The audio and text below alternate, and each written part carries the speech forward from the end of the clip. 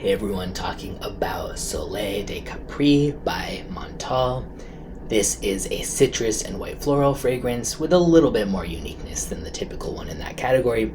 The notes in this are on top, citruses, kumquat, grapefruit, in the mids, white florals, and in the base, there is spice and musk. So first of all, the white florals here, if you really hate the idea of that sound, I wouldn't be too worried about that. This isn't like a big bouquet of tuberose or indolic jasmine or anything like that. If anything, it just seems like something really gentle, maybe a little bit of magnolia or just something like orange blossom or neroli that doesn't even smell floral to me, at least. So it's not the kind of thing that's going to, scare off people who really don't want that kind of tuberosy sort of white floral.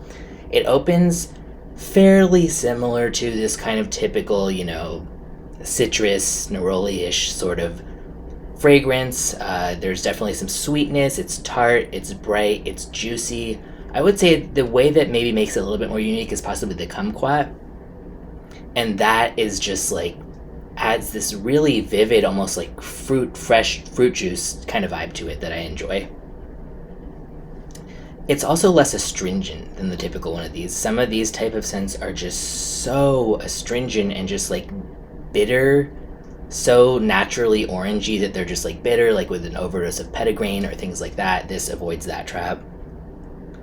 When it gets further, it's more like, just a kind of sweet, like mild white floral. Yes, it does lean a little bit feminine at times on, a perfume test strip, but I notice like on my skin, at least it doesn't.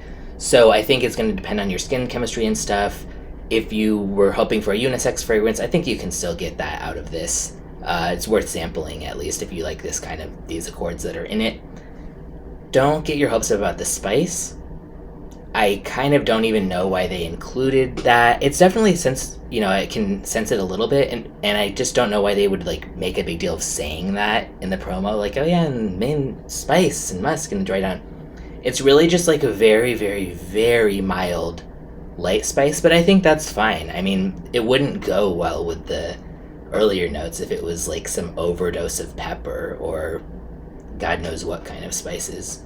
So I think it's nice that it just adds this kind of little bit of a nest in the background that it can kind of float on of musk and spice. And the musk is gentle here too. This doesn't get super crazy musky, and it goes really well with the citrus. So great for a super hot day, especially summer, completely wearable in spring as well, but I think this really would shine on a very, very hot day, which we're getting more and more of these days, so maybe an extra good one. And for a 100 ml bottle, it is $140. Yep, completely fairly priced in my opinion. It does smell smoother a little bit than the typical designer. It doesn't smell explicitly niche in the sense of like this wildly creative or like, wow, that's the most stunning citrus and white floral fragrance I've ever smelled, but it's nice for sure.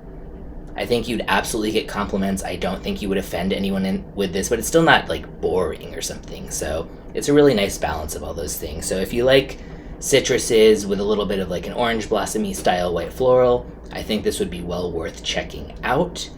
And I will leave a link in the description where you can get either a bottle or a sample.